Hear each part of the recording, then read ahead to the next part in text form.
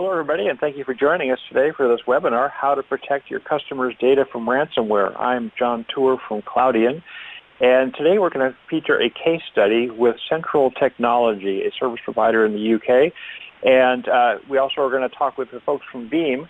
So our presenters today are Chris Barr from Central Technology, Max Slaney from Central Technology, Dave Russell, VP of Enterprise Strategy at Veeam, and myself, Jon Toor. I'm the CMO at Cloudian. So the agenda today is, first we're going to talk a little bit about the ransomware threat. What is the nature of the threat that we're facing? And particularly now, with more people working remotely, people are especially aware of the threat that ransomware poses as more people are working outside their traditional firewalled environment. Next, we'll talk about a new solution from Cloudian and Veeam called Object Lock that helps prevent ransomware from impacting data. And then we'll go into the case study. So Central Technology will give us an overview of what they're doing, how this is affecting their business, and then a little extra with a little spotlight on Office 365 backup services. So with that, I would like to start it off by posing a question to Dave Russell from Veeam. So Dave, can you talk a little bit about the ransomware threat and who is at risk? Yeah, absolutely, John. And thank you so much for having me here. Now, the challenge with ransomware is that it's non-discriminatory, meaning it attacks businesses of all sizes, all industries or verticals, and certainly all geographies or location, wherever you might do business.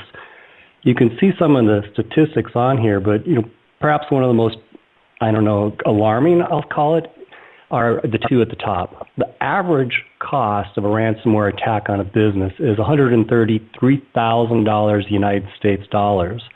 So a significant amount of money even for large enterprises. And large enterprises are often at risk about getting hit multiple times because they have different branches, different locations around the world. Here's one that's even scarier, I think, in the upper right. A new organization will fall victim to ransomware every 14 seconds in 2019 or last year, and 11 seconds by next year in 2021. 3/4 of companies infected with ransomware were running up-to-date endpoint protection, meaning they thought they did the right things. They thought they took the proper preventative measures, and they still suffered from a cyber attack. And ransomware attacks have increased nearly 100%, 97% in the past 2 years. There's evidence to suggest that growth rate is actually accelerating.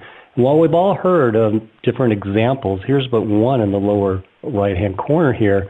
The city of Atlanta spent over $5 million to rebuild their infrastructure after a ransomware attack called SamSam hit them in March 2018. Now, to put a finer point on that, Veeam at the end of last year, 2019, conducted a study of 1,550 individuals globally, predominantly from larger enterprise accounts. We asked them at the end of last year, what was their top challenge that they anticipated coming into 2020? You can see the specific question there. Which of these challenges do you anticipate will impact your organization within the next 12 months? And they were allowed to make multiple respondents. You can see that cyber topped this list. And this list of individuals was a combination of administrators or technical decision makers and executive decision makers such as directors, VP of operations. So cyber is very much in the news. It's in the hearts and minds of those in the data center. But if we think about why was it, in that one example that we had seen where 3/4 of companies that get infected were running up-to-date endpoint protection. Why is it things go wrong when we're actually, as an industry, trying to do the right things, trying to have good cyber hygiene? So, it starts with awareness. It starts with trying to ask people not to fall victim to phishing attacks, not to get too burned out on doing the proper practices of following good security. It starts with recognizing, though, that there are going to be bad actors, out there. But then the issue is that doesn't fully insulate us. Those are good things to do for sure, but they are not going to lead us to a path of complete success. So unfortunately, even a very robust or well-configured firewall can be compromised eventually. When that happens, the state of ransomware today is such that in addition to going after your primary data, it's oftentimes laying dormant, infecting your backup systems, and then waking up and attacking at what could be weeks or months later. So our backup system has historically been our best level of remediation, of cleanse, but now that is increasingly becoming compromised. So we don't know that we're infected until really it's too late. We don't know that our recovery copy is actually going to not save us as we thought it might, and again, until it's too late. Now, John, I want to turn it back over to you because you'd mentioned the technology that we're deploying here. Maybe take us through what that looks like. Yeah, exactly. Thanks, Dave. I think this slide is really interesting because the last point of where the data resides is that backup storage target, and that's really where the damage occurs, right? Because the data is encrypted, as you said, at that level, and that is ultimately what causes you the real problem. So the question is, if you could protect the data there, really all that other stuff that comes in front of it, it can fail. There's a possibility of that stuff failing. If the data is protected at the backup target level, that becomes less of a concern. And that's exactly what this feature called Object Lock does. It makes the data at the backup target level unchangeable or immutable. So, this technology has been around and known as WORM, write once, read many. But WORM has typically been something which is physical media that once it's written, you would move off-site or move to another location. This is actually disk-based storage, a traditional storage array kind of configuration that can be made to look and act exactly like WORM storage. And what that does is it makes the data unchangeable so that if the ransomware does reach that level and attempts to encrypt that data, it cannot be encrypted. The data is safe from ransomware. Ransomware becomes completely ineffective. And the way that does this is with this feature called Object Lock, which essentially puts a time lock on the data. It's the same thing as a time lock on a bank vault, where you close the door in the bank vault and for 24, 48 hours, whatever period you set, that vault cannot be opened no matter what. This is the same thing. It puts a time lock on the data so the data cannot be changed or deleted for that period of time. And then after that period of time, the time lock expires, and you can then go ahead and update that copy. So you obviously configure your flows so that you always have a copy that's protected, and you always have the ability to write new copies. This technology, in fact, was identified by Forrester as one of the key technologies to stop ransomware. In fact, they said an underlying WORM storage system is the most effective way to ultimately protect yourself from ransomware. And I think what's really exciting about this is that the technology that's being offered by Cloudian and Veeam now makes this really easy to implement within a backup workflow. So Dave, can you comment a little bit about how it actually fits into the backup workflow? Yeah, and I'll kind of, almost ruin the joke or get to the punchline quickly. It's very, very seamless. And I'll, after this, show you just how easy it is to implement. But at a conceptual level, when we back up data just like you would normally do today, Veeam ingests the data from your primary systems, be they virtual, physical, Windows, Linux, Unix, whatever the case may be. And we bring it into the backup repository of Veeam that then writes to Cloudian storage. So far, it's conceptually exactly like what you've been doing today. But then we apply on Veeam's side, from a software perspective, this S3 object lock that John just took us through. And then from that point on, the data written in Cloudian storage is immutable. It cannot be compromised. It is impervious to ransomware. But I always like to point out, John, that it's in addition to that, what if someone were to make a mistake? That, of course, happens in the data center, given complexity and demanding environments and changes. So even accidental deletion is guaranteed to be protected. And whether it's ransomware, internal bad actor, or someone just, fat fingers is the phrase sometimes used, here at stage 3, you are protected. And what that means is that at the fourth item here, you have a clean copy, meaning a verified copy of data that is going to be able to get you back up to a known good point of consistency that you can have confidence in. It's not a maybe, it's not a guess, it is a certainty. So it's just part of the overall backup workflow as you've known it. Only thing happening is just 2 items here. Veeam is applying a policy, S3 object lock, Cloudian storage is honoring that, and the rest of your workflow remains entirely as you've always known it. Now, to put a finer point on this, maybe it's a little bit difficult to see this screen, but it's literally just if you see in the middle here from the Veeam console, in the green highlight there, it is literally just a checkbox saying you want to make your recent backups immutable. And as John mentioned with the analogy of a bank vault or bank safe, it's then just instrumenting the counter for how many days you would like that immutability policy to be applied.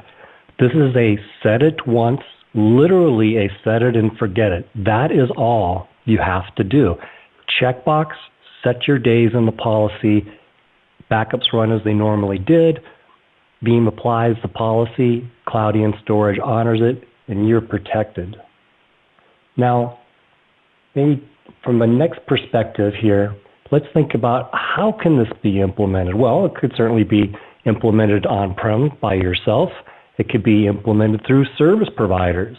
So let's just look at this same concept as we apply it from a service provider point of view. On the left, we have multiple tenants or different clients, different businesses, or possibly just different business units that don't want to commingle data. So we've got, just as we would the servers on-prem, we've got different tenants with their workloads over on the left. That data comes into Veeam in the service provider cloud, and then the data is instrumented through S3 object lock policy, through that checkbox, through that number of days. Only now it's even easier because the service provider is doing that on your behalf. Then the data is written to immutable Cloudian storage, honoring that policy. Nothing can be changed. Nothing can be deleted. Even the service provider cannot alter that in any way. Your data is protected down at the storage level. It is not a logical construct. It is not something that can be undone. You can't, quote unquote, pick that lock. It is guaranteed to be locked for that amount of time.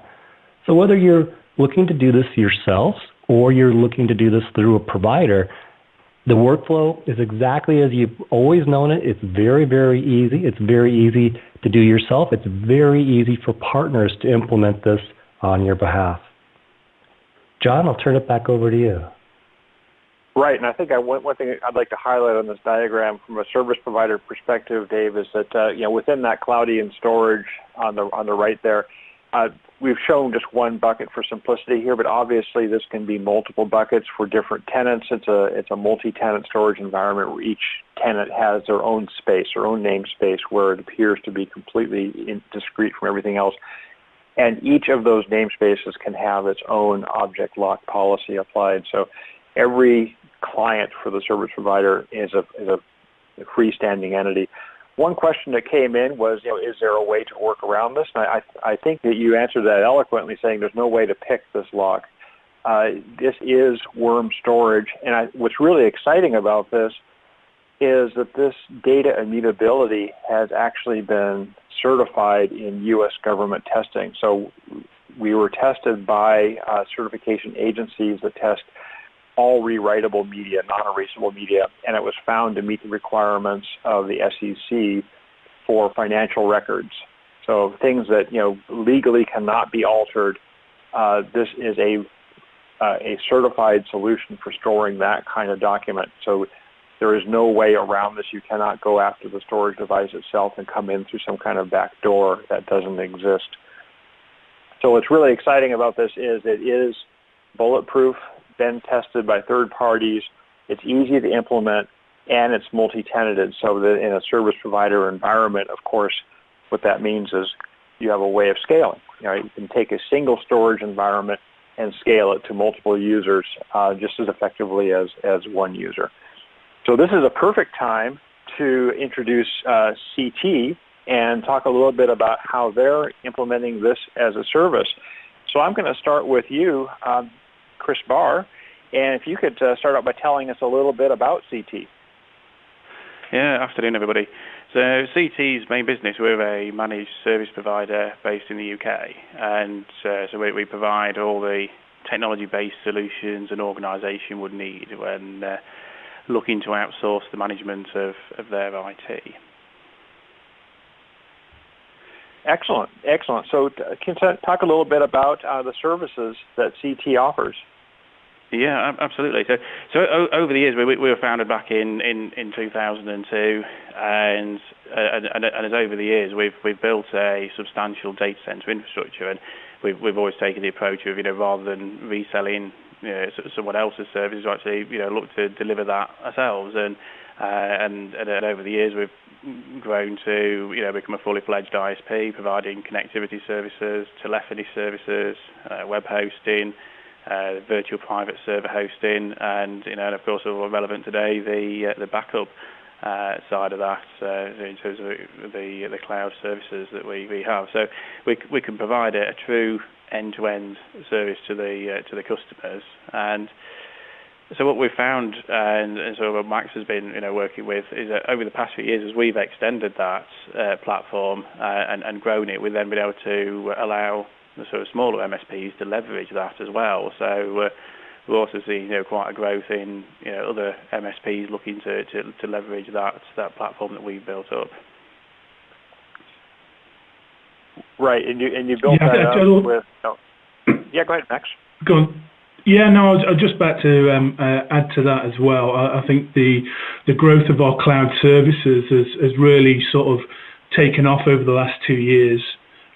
Specifically around cloud backup and the Veeam Cloud Connect element of our cloud storage, but also the backup for Office 365, which we've just seen a massive growth and need and want from our customer base and from new customers across multiple sectors looking to back up their Office 365 environments.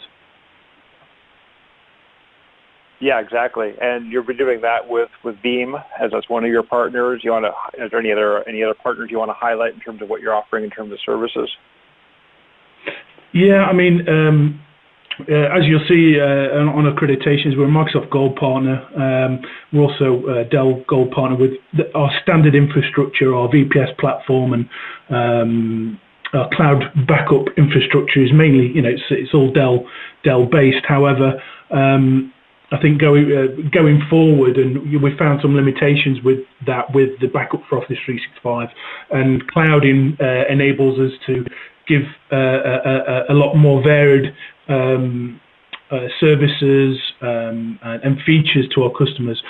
Namely, like you've just talked about, was the object lock, but also encryption as well. Right. Yeah. It's all about data security. Because I know that your customer base. You definitely serve some customers who are very sensitive to data security. You want to comment on who are your customers? Yeah. I mean, we never really went out and said we're going to target this specific sector. It sort of worked the other way around. So we offer our service to anybody who wants it, really, I suppose, and 99% of all of our business is conducted through our web pages and our web calculators. But we have seen a high uptake of our services, specifically within the financial services sector, education sector, charity, and other MSPs as well. I think that's got a lot to do with possibly the regulation of those sectors and why they've, we've done business more with those sectors than anything else. I think that they, because of regulation in the financial sector, the legal sector, and charities and governmental, that's where we've seen the biggest growth. But we truly have an agnostic approach, and we have customers from every conceivable sector. I think since the current COVID-19 crisis, we've seen an upturn in customers. I know that a lot of businesses have possibly seen a downturn in certain parts of their business, but we've definitely seen an upturn, especially for backup for Office 365 data. As you'll probably know, Microsoft Teams has jumped 70%, I think, to 75 million daily active users, which has brought its own issues. I mean, one of them is, how do I safeguard my data? As more and more people are using Teams and messaging on Teams, and people are saying, well, how do we back that up? And I think that's been, a big driver for us. And our Cloudian stroke Veeam solution is just ticking all the boxes for people, both for the cost of the service and be able to get all of their environment backed up with unlimited retention, unlimited storage for a per cost per mailbox per month basis. Is just sort of sat really well with people, and I truly believe that the solution that we've got in place now is market leading.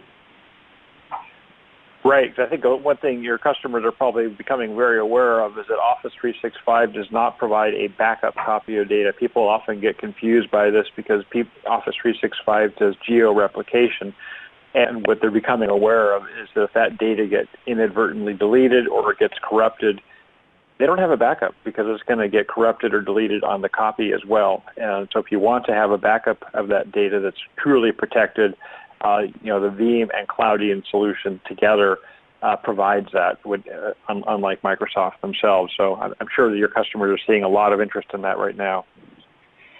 Yeah, no, without a shadow of a doubt. And I still think there's a lot of people are still not educated and slightly ignorant to that fact. And, we're trying to shout it off the top of the buildings, really, and try to educate people. And it is a slow job, but I think people are slowly but surely, waking up to that fact. Right. Yeah, I always like to say 3 or more bad copies of your data do not equal one good copy. So just because it's geo-replicated, if the source is in question, so are your replicas. Yeah, exactly. Yeah. There's 3 or more bad copies don't make one wrong. 2 wrongs don't make one right. That's right. So you want to. So Max, can you comment a little bit about the infrastructure that CT is using to provide these services?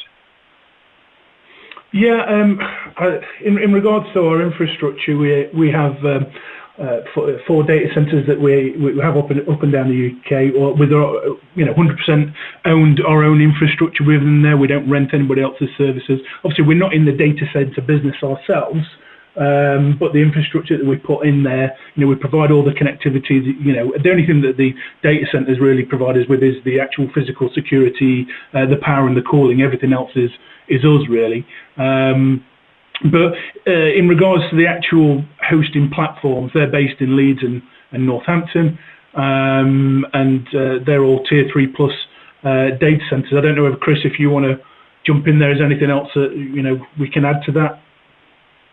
Yeah, but I think you've covered everything there, Max, that sort of comes to mind. So yeah, and it is basically having those multiple points. So if we need to do sort of geo-replication between those sites, that's that's also a possibility we can look at as well there.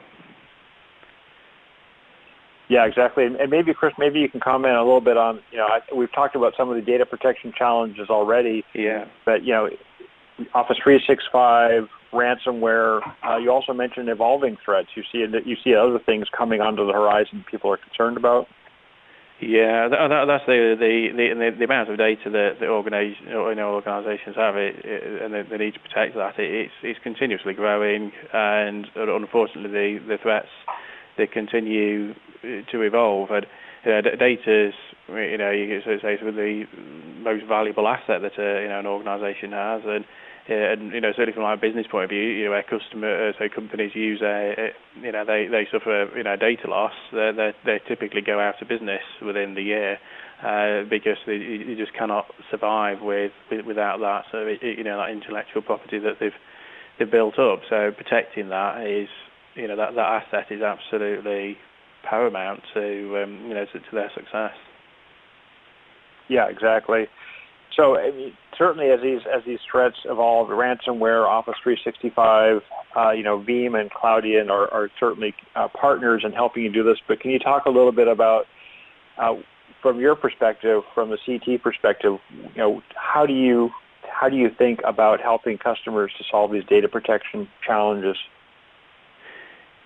Yeah, certainly up until a few years ago when things sort of like the crypto locker and things like that came about, people would traditionally look and say, well, I need to protect my infrastructure against hardware failure, or we might have fire, flooding, or theft, or something like that. The more like traditional threats, and then companies have become more secure in terms of the solutions that they have deployed, and hackers have now become they've evolved as well to target those organisations, and so ransomware has become such a big threat. And you look, so in terms of your best practice, you've got the 3-2-1-1 rule there, and where you've got the three copies of the data, two different media, one off-site and off network, and there was sort of a change probably maybe around about 10 years ago, where people started looking at, say, online backups and things like that, but then they'd inherently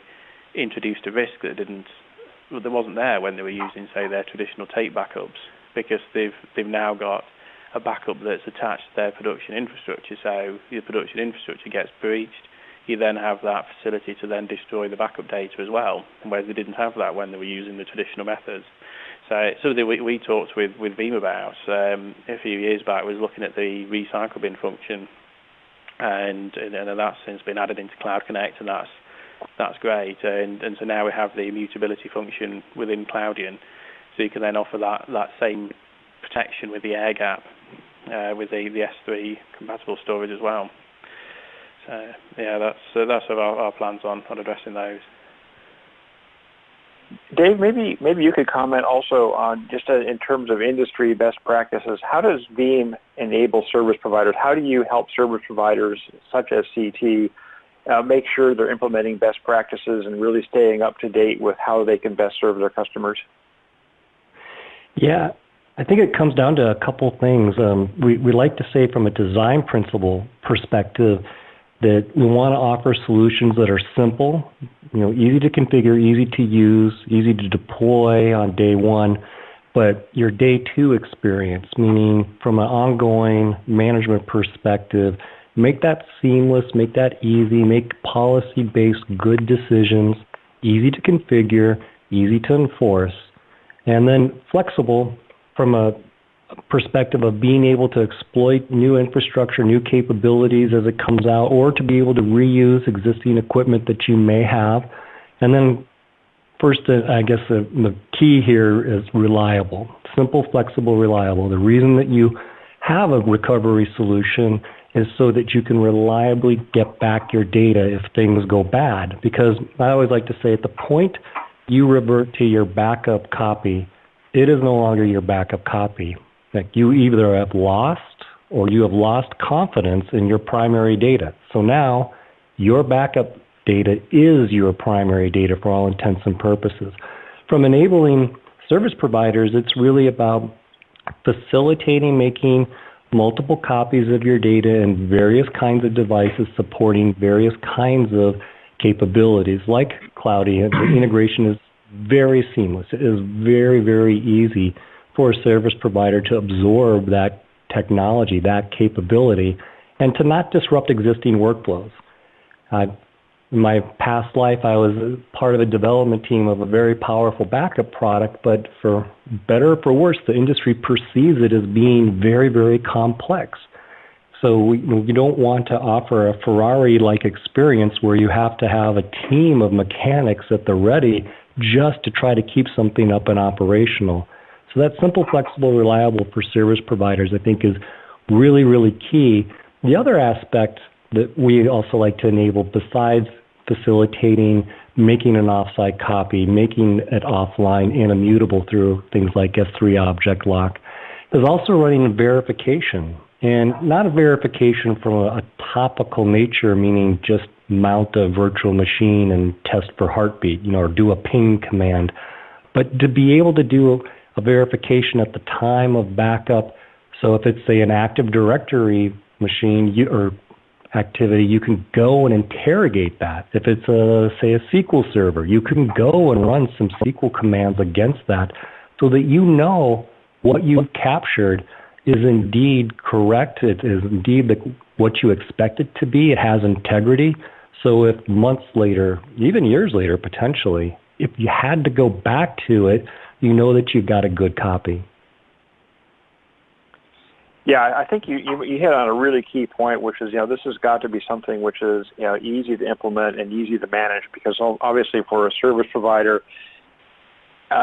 keeping management costs down, keeping certain customer experience, at its highest level is the paramount concern.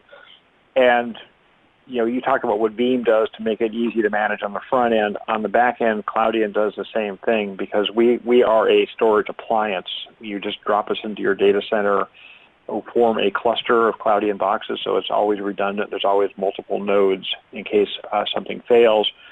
It is non-disruptive to grow, because as you need more capacity, you simply add on more of those nodes and they get folded into the original environment. So there's never a data migration. There's no downtime associated with expanding the environment. And then finally, it's designed to be low cost. We are 1/3 the cost of traditional enterprise storage, because this is object storage. It was designed to be scalable and cost effective. It is the storage type of the cloud. We haven't talked a lot about what that object storage is, but this is S3 compatible storage, meaning it uses the same language as the S3 you would find in the public cloud. That same language, the same commands can now be deployed on this appliance you can bring into your data center. And one thing that Veeam did years ago, which was very prescient, was to implement the S3 API, meaning that you can now use anything that's S3 compatible as a backup target. And now with object lock, that backup target now becomes something which is not only easily scaled, not only cost effective, and seamless to integrate. It also becomes something which provides bulletproof protection for ransomware because of that S3 immutability. So one other thing that's more recent on the scene is, of course, Office 365 backup. And here again, that S3 compatible storage provides an ideal target for that Office 365 backup. You've already commented on this a couple of times, Chris, on the growing demand for this. But can you just close it out with a little bit about the Office 365 offering and how Cloudian fits into that, and why you chose Cloudian for that environment? Yeah. So I suppose there's two sides to it, but the S3 compatibility was pretty key for scaling that, and that seemed we did quite a lot of research into it and figured that was going to be the way to back off all of that storage. I suppose what's key is in how customers look at it. They don't just look at it necessarily as a backup. If we're saying to them you get unlimited storage and unlimited retention, it's then sort of becoming an archive as well. And if you look at, say, with traditional backups where you're following the 3-2-1 rule, you would always have multiple copies of the data. So if we're going to, in effect, keep that same adherence to that rule, we then need something, say, like with the S3 storage, where you raise your code in to ensure you've got that resiliency over multiple hardware devices. And then when we're looking at the different options, then you also need that immutability to ensure we've got that effective that air gap between the two. And so that's how we came to the conclusion with Cloudian, which seems to fit tick all those boxes nicely. Yeah, exactly. I mean, the object storage environment is ideal for as a backup target because once the data resides on object storage, and we've talked a lot about the immutability, but it's also protected within the storage environment. This is a clustered storage environment where data is either striped across multiple nodes or it is replicated across multiple nodes. Either way, if there is a node failure, your data is protected. And you can configure that stripe or that replication to be as robust as you like, up 14 nines data durability or more, simply by configuring how that data protection, how that data replication works within the Cloudian environment. So you can replicate across multiple boxes within a site, or even across multiple sites. And that way, even if there's a site failure, your data is still protected. I think that's really key, John, because, protection isn't one thing. It's not a toggle. Every organization has different levels of risk and different levels of resources, and that's one of the things that I like about the Cloudian solution is you can configure for even greater degrees of durability. It really depends on how much you want to harden the implementation, but having that flexibility on the storage layer is, I think, really important. Yeah, it's critical, and what's exciting about this is exactly what object storage was designed to do. It's why it exists. It gives you that ability to be geo-distributed across multiple sites, to be replicated across multiple sites, and also providing the scalability. Because of course, when the cloud was being developed, when the public cloud was being created, a key question was how do we make this scale? So every cloud provider recognized fairly quickly that object storage was the way you had to go because every other storage type has got limitations in terms of scale. Object storage does not. So if you look at CT, for example, as the business grows, more customers come online, the capacity requirements grow.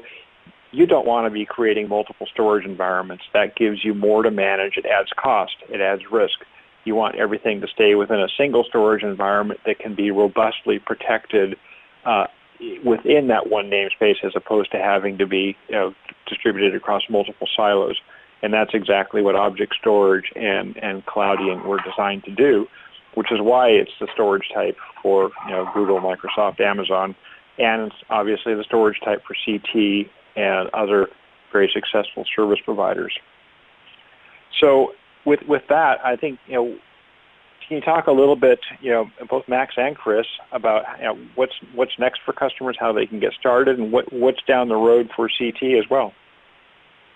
Yeah, I think when we came into doing this, I think we had one sort of vision is to really look at some of the big players in the marketplace, and that is your AWS's, your Azures, and other US-based competitors, and we basically looked at how we can simplify how people buy our service and keep it as simple as possible. Because I think what we found when people have historically wanted to back up to AWS, let's say, for example, or Azure, they think a lot of customers think they're paying X, but after a month, 2 months, they work out they're paying Y, and they're not able to forecast exactly how much they're going to be paying on month by month because of ingress charges, egress charges, API request charges, and God knows what else. And I'm still yet to fully understand the licensing models of these organizations. And I don't think people who buy it really truly understand the licensing. There is a lot of it. And all we've tried to do is, using our web-based calculators, is, people search for Veeam Backup for Office 365 or Veeam Cloud Connect Backup or Disaster Recovery as a Service, and we should come up, in the UK at least, at the top of the list. And within those calculators, they're able just to select, how many mailboxes they have, and then we charge them a per mailbox fee, essentially, very similar to how Office 365 licensing works. So it sort of fits, uses that same model. So it just fits well with those customers. We back up all their data, unlimited amount of data, unlimited amount of storage, and using the Veeam software, it backs up their whole environment, and it's been very, very, very successful. It's just about simplifying the message, simplifying of how to do it, and we've had fantastic success in demystifying data storage, really. And it shouldn't, in my personal opinion, be difficult to understand. I don't truly understand why the Azures and the AWSs of this world do that, but I'm sure there's a valid reason. Absolutely, fantastic. Any other comments from you guys before we move on to questions? I'd just like to highlight, I think what we've seen from both the S3 perspective, S3 object lock, and then from the O365 perspective, there's some continuing themes of just make the natural process that organizations are used to following from a protection perspective very, very easy, very, very painless. And when you add a service provider into that to execute this on your behalf, it becomes that much easier as well to ensure that you're following best practices, that you are properly protected.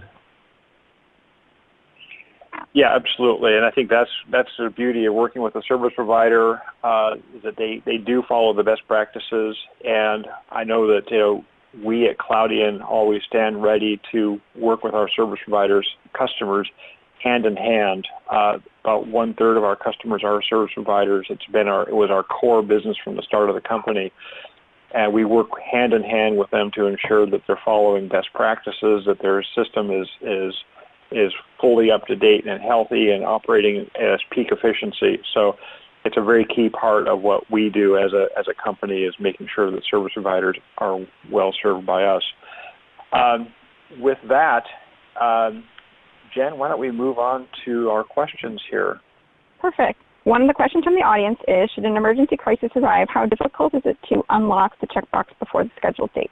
Yeah, someone alluded to that, but let's put a finer point on it. You cannot alter it. And I know that could sound like a negative. Wait a minute, we in the industry, techies, we like options. We like being able to configure. We like being able to tweak things.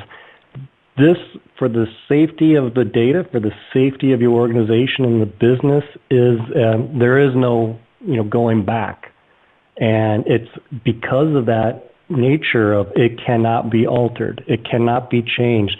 This is what provides you the protection to know, again, whether it's ransomware or a bad actor internally or even just a mistake. I mean, part of the notion of what if you could revert back, what if I could go and update a policy after, say, John configured it, but I shouldn't have done that. I now have, maybe inadvertently, but nonetheless, I have put the business at risk. So a lot of words there just to say no. There is no ability to uncheck. Now, also, what's the downside of that? Well, the only downside is you use a bit more storage for a bit longer period of time. So it's a small trade-off in our minds to consume more resource to ensure that you've got data for a period of time that you initially wanted to have that. It far beats the alternative of the data's gone or the data could be compromised and maybe you're not even sure. So you can't change it, but that's by design. And from the Cloudian perspective, that was one of the things that was checked in the certification testing. Is there a way for a rogue administrator or someone to go in, inadvertently, as you said, Dave, and delete data or change data? And that was one of the checks that was made. Is that possible? Because if that's possible, then you're not immutable. And that was verified that in fact the data cannot be altered or deleted by anybody, even if they have physical access to the box itself. Coming in through some kind of a back door, it's not possible. Perfect. Thank you. Let's see. what our next question is. Is there a charge for the immutability feature? Well, on the Veeam side, it is just inherently part of the product. We chose not to monetize that separately. We think the ability to ensure that you've got this capability is very important. It's vital. So it is innate in the product. And Jon, I'll let you speak from the Cloudian perspective. Yeah, from the Cloudian perspective, and we have some customers that are very sensitive to this, and they will purchase the worm functionality. Others just don't need it because it's not relevant to what they do. So for the folks that need this functionality, we do sell it as a licensed feature. For the folks who it's not relevant to what they do, they don't have to pay for it. Perfect. We do have another question as well. What happens if for some reason ransomware does hit us and our on-prem Veeam instance is compromised? Yeah, that's a good question. So let's say you're exactly that, right? Your data on-prem is compromised, your Veeam instance compromised, maybe it's even bad actor, right? So someone knew what they were doing and took out your servers or your networking that was running the Veeam solution. One of the powerful things about Veeam is it writes data in a self-describing format, meaning if your on-prem or even your service provider's Veeam somehow were to be really taken out of commission, now because Cloudian's honoring S3 object lock, the data's safe, the data's immutable, you can either stand up a new instance of Veeam and just mount that bucket, that object store, and bring the data back. You could even download a no-charge copy of Veeam. We have something we call Community Edition. So you could just download that, and without having to stand up or restore, say, a backup catalog, you can just pull that data back. Or worse came to worse, we also offer a utility called the Extract utility that runs on Windows or Linux.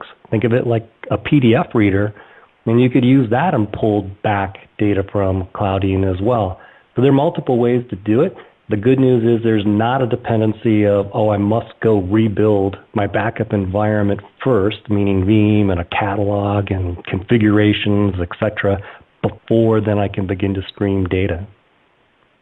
So we do have more questions. The next one is it possible for the backup data to be compromised and encrypted within the window where the data is quote-unquote unlocked?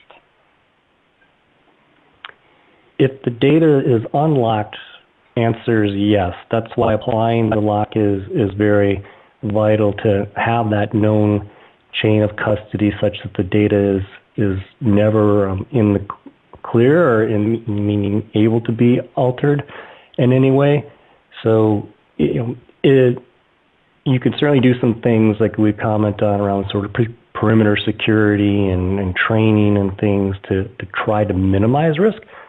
But unless you've locked the data down or made it immutable, there's a level of risk. So we have one here. Can you please briefly talk about this immutability object storage solution versus offsite tape backup? Yeah, so this is a question that comes up a lot. What about this versus tape? Why would we use object storage instead of a tape solution and just take the tapes offsite? And we've seen among our customers, a move away from using tape for this purpose. Really, for one is a restore process with tape can be a little bit dicey, right? The tape itself, mechanical medium going through a highly complex mechanical mechanism, and that both sides of that ultimately age. They become the tape itself goes through multiple generations of compatibility. The mechanism itself wears. There's an issue with tapes physically failing. They jam. None of that exists with object storage because it's a spinning disk that's a redundant environment. So it's across multiple physical devices. So A, gives you greater reliability. B, you get much, much faster access to that data because there's no need to retrieve that tape from some remote location. C, it ultimately gives you lower cost.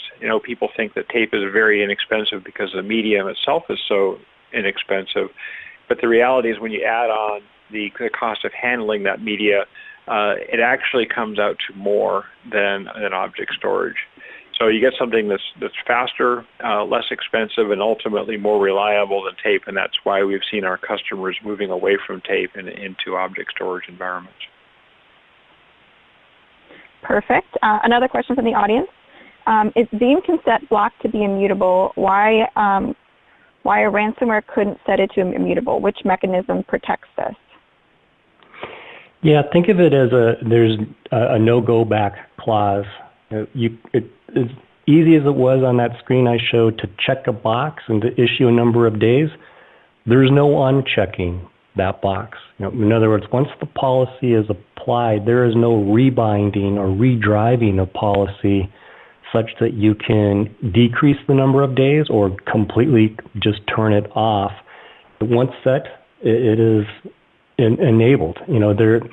There's sort of you hit the point of no return at the moment you instrument it, and that's by design. That is the beauty of the solution. It's I like to say, John, it's stupidly elegant, meaning it's not that sophisticated from a user perspective, but it is sophisticated in that it protects against someone, maybe even inadvertently, unchecking a box, changing a number of days, or wanting to deactivate the immutability, maybe by complete accident.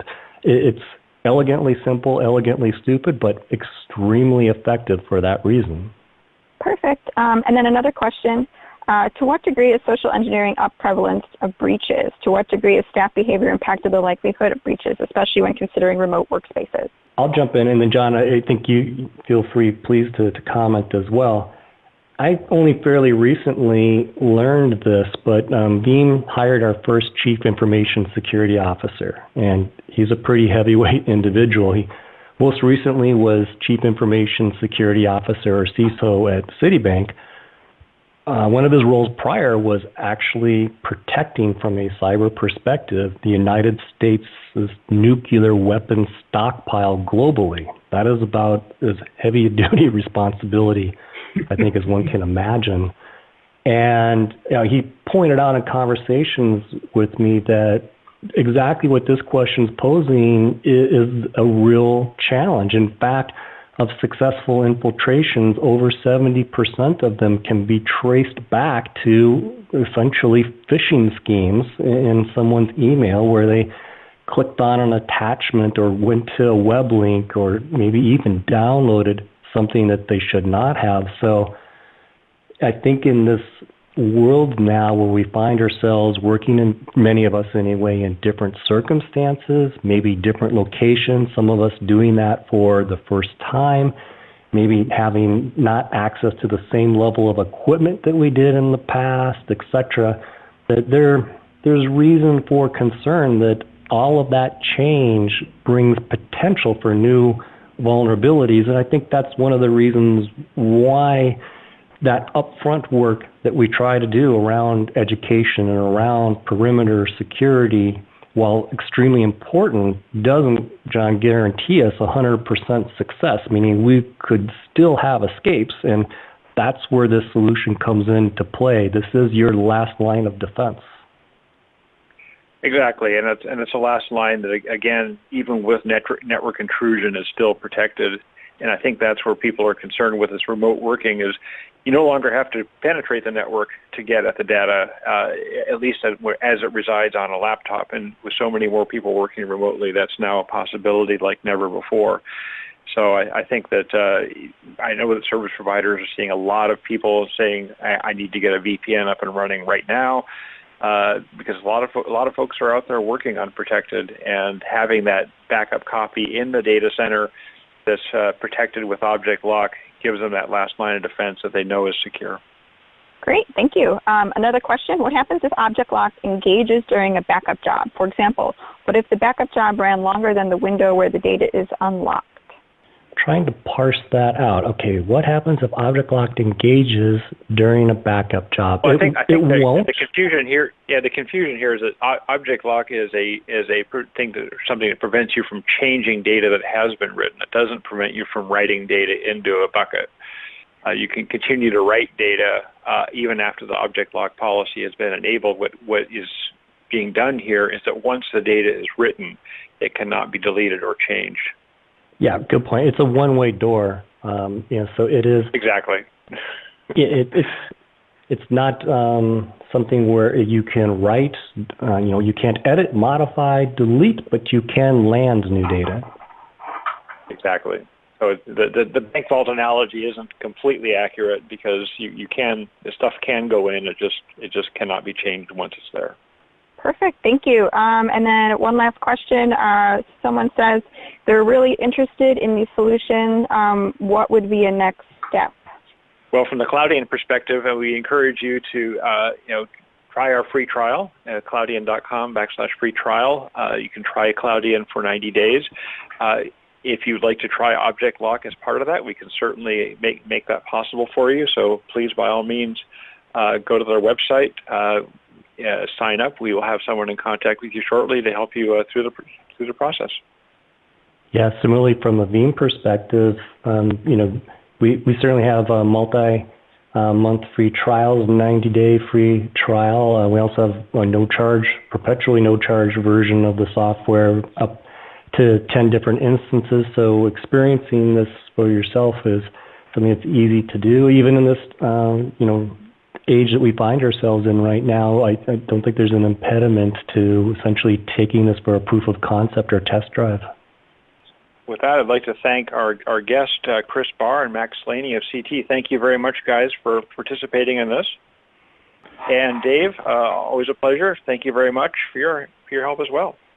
And this has been Jon Toor of Cloudian, and I thank our audience for joining us today. Again, if you have any further questions, please come to cloudian.com, and we have a chat window there. Try our free trial. Love to help you out. Thank you very much.